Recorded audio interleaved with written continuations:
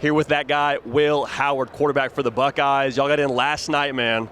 First impressions of the scene that this national title media day has been. It's crazy, man. It's definitely a spectacle, and you know it's crazy. I'm sitting here and we got fans yelling at me, and yeah, it's a lot. You know, it's really fun though. I mean, it's everything you know you dream of as a kid, and it's surreal. So we got to take it in. I was gonna say, bro, you're the guy. Everyone is chanting behind you. Will, so I'm about to get in trouble, like stealing you away from the Buckeye faithful.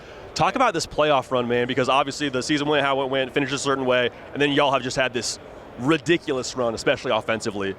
What has been, I think, the biggest switch for you, or what would you say is the biggest switch for you when it comes to just all that y'all have accomplished this postseason?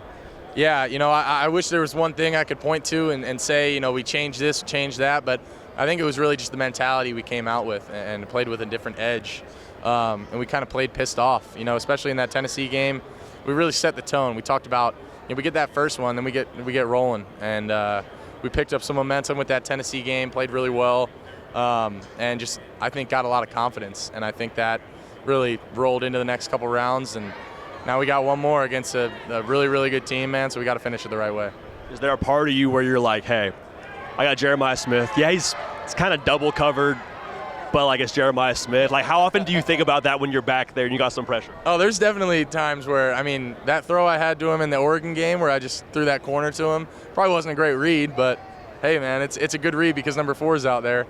But, I mean, you could say that about Emeka. You could say that about Carnell. I mean, there have been times where I've thrown into double coverage, and all those guys have made me look good. So, you know, without a doubt, those guys are, I mean, they bail me out. They're mistake erasers. They're unbelievable players.